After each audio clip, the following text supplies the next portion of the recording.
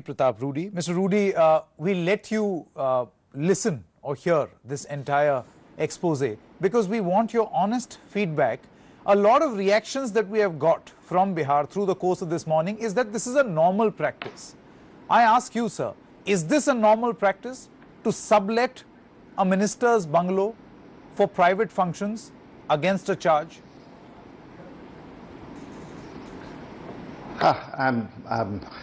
This is Bihar. I'm from Bihar, and this whole day starts from Bihar. Whether it is a new channel which is coming up with a story of Shahabuddin being protected and by Lalu Yadav, the other channel is talking about houses being rented out by ministers for marriage parties. I am from Bihar, and for 30 years I have been in politics of Bihar, being an MLA and an MP. And of course, my 30 years of politics in Bihar has been, 15 years have been taken away by Lalu Yadav and another 15 years by Nitish Kumar. And today again what we see is, Bihar is a can of worms as far as politics is concerned. This is what you have said should never have happened, should not be there, but I'm seeing it's a fact. And if you ask me whether this should be allowed, how can anything like this be allowed? We're using the government property to make money. It's an outright corruption. And if Nitish Kumar has a conscience, people say he's very soft, he's very smart, he has a political sense, he's honest, and he claims, or his people who support him talk so. I also occasionally think he at least looks like that. If he has the courage and if he has a conviction and if he is a real administrator, he should immediately ask for the resignation of these two ministers, and if not that is going to be done, he should sack them outright. Sir, can he do so? I would say no, because he survives on caste, he survives on politics of combination. The ideology of his politics is caste and appeasement. So he's his compromise, family politics, all that he compromises to survive as the chief minister. Rudy ji. But if people like us talk anything, yes ma'am. Rudy ji, Maria here. Yes, ma'am. You are a member of parliament from Chhapra. You said rightly that you have been MLA in Bihar. Do you see this as something that has been there working in Bihar, almost seen as acceptable form? Because one gets that sense that a number of public servants, MLAs, ministers have been using their bungalows, because these are sprawling bungalows, the backyard and the gardens, the garden in their houses for this kind of marriage halls, almost like the houses have been converted into more marriage halls. Is this acceptable? It's absolutely unacceptable, Maria. Sir. And as you say, whether it's been happening, people like us would never know whether it is for transaction or if it is being used for a goodwill for some other colleagues. And if cases of transaction is proved, then the ministers have no right or business to be as ministers. Then if there is a proof, and there should be a stricter vigilance by the government to see that such properties are not misused. So it's outright corruption, and corruption cannot be compromised. So here you have a proven case, and if someone is doing it professionally as a business, the whole town knows about it, and if the government is silent, the government is equally responsible for what is happening. You know, Mr. Rudy, Sanket Upadhyay here, you know, land scam is what we exposed earlier this week, where there was a direct relation of if you want to get some work done in Bihar, then you have to pledge a part of your land to the sons and daughters of Lalu Prasad Yadav. Then there is a liquor scam that we exposed where 9 lakh liters of liquor, the Bihar government says, was consumed by rats in that state. And now this bungalow scam. Do you sense, you know, a repeat of what was happening at the national scale in, say, the year 2010, 2011, where there were a string of scams? Do you see a similar thing happening in Bihar? I'm just broad-basing this discussion. No, it's on in Bihar for about last 3 decades now. And both of the people who are at the top survive on that. And even if we forget in the conversation when we talk about Lalu Prasad Yadav, he was convicted and he cannot contest elections. He contests from my constituency and I contest in his constituency, and he cannot contest an election. But never does it become an issue that a man who is convicted cannot contest elections, still rules the state, whether it is vicariously, whether it's by proxy. It is there, and Bihar is tiring now for the people Millions of people who have migrated from Bihar just look helplessly as Bihar. We as politicians in Bihar, we fail because we do not fit into the category of making a combination of caste or appeasement or family politics. And all those who are sans all this in Bihar do not survive Bihar. But Rudy ji, But we still survive because it is a part of the whole system there. Whole country is changing, but Bihar is not. The Chief Minister survives with all this happening under his nose, right? And the house of the Chief Minister is just exactly half a kilometer away from where all this is happening. So it's an obvious, I don't want to make charges, but it's obvious he knows about it. He knows it fully that it happens. And he allows it to happen. So that is the difference what we're talking about today. but Rudy ji, It's not that he's not unaware. He's completely aware. But Rudy He's ji, completely aware.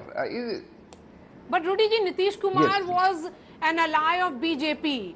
It was a BJP JDU government for close to 10 years.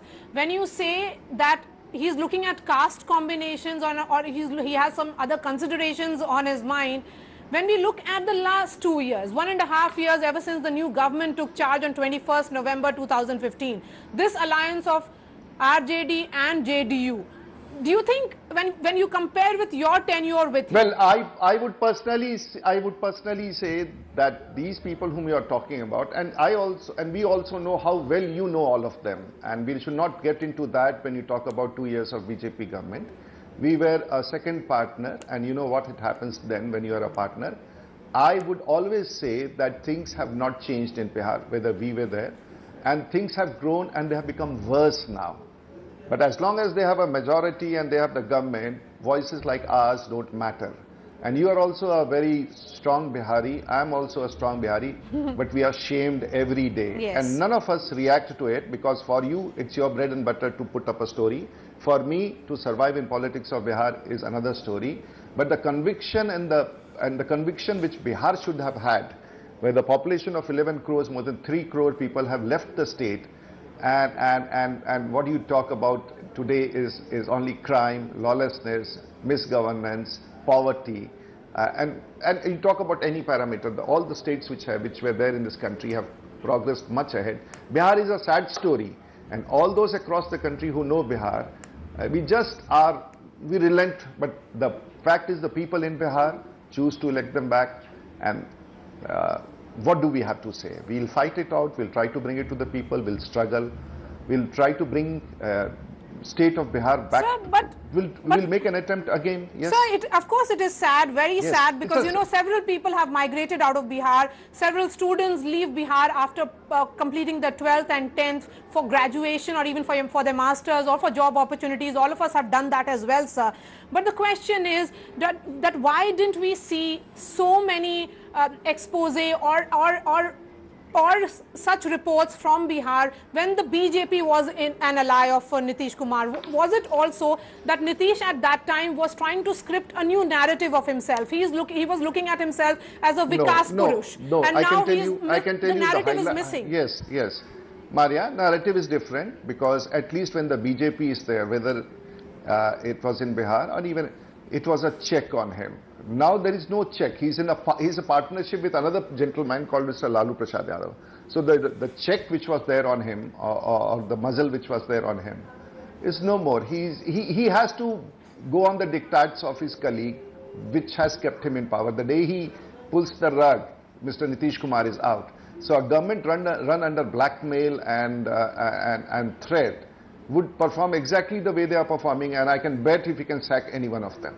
So you think that there will be no action that will be taken against the two ministers that we have exposed on camera? If Nitish Kumar has the courage, he should sack them, ask for the resignation. If they don't resign, sack them.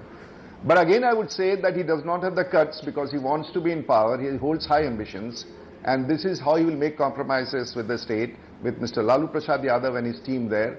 So Bihar is in a sad state of affair. How much do you want to publicly criticize Bihar? We have accepted Bihar as it is. The people outside the country, outside the state, all are saddened what we see in Bihar. And people who step back in Bihar, the lawlessness which prevails, which existed during Lalu's tenure, has re-emerged again with Nitish Kumar's partnership with Lalu Yadav. You know, Mr. Rudy, my basic question is now political in nature in the backdrop of these exposés. Now, it seems or it appears that this narrative that Nitish Kumar is trying to spin, that, you know, he is the innocent one right here, and he seems to be embarrassed with Lalu and Sons or Lalu and Men, and that he should forge a new alliance. Why should we bail out Mr. Nitish Kumar? I look at him as an opportunist. It's rubbish. He's hand in, he's hand in gloves with the whole system. How do you say that he wants to bail him out? We are trying to bail, or anyone is trying to. He's hand in gloves. He's doing this, indulging in it. He's involved in it, and he has a double face. But you know, Mr. Rudy, what the problem is. My only worry over here is that suppose if tomorrow he will come or give you an olive branch, no, say he will the not Bharatiya come. Janata Party. Sorry.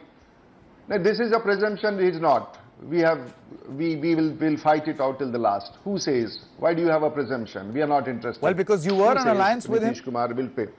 But Mr. it Rudy, happened. you were Many in an things have alliance happened in this country earlier. Now we were in alliance for a very short period. Insignificant in a period of 30 years between Lalu Yadav and Nitish Kumar. Insignificant. And we have tested him as a partner, and we would not like to be with him as a partner. We'll try. We have seen that happening everywhere in the country. Things are changing in the leadership of the Prime Minister. People are reposing full faith. Did you not see an example in Uttar Pradesh? Has that not told you all where the country is heading for? I'm sure Bihar is going to do exactly what people did in Uttar Pradesh. They are going to move out of caste, they are going to move out of appeasement, and they are going to move out of family politics, which is an ingredient in Bihar, which runs the show there. The whole philosophy and the ideology of the BJP is against this. We will still come there, and we'll come with a full majority. Okay. Mr. Rudy, appreciate you joining us at this moment. Rajiv Pratap Rudy, Union Minister, speaking to CNN News 18 on this expose that we have carried out. Many people will say that, you know, okay, this is a seemingly small thing to do where bungalows are being sublet. We are saying that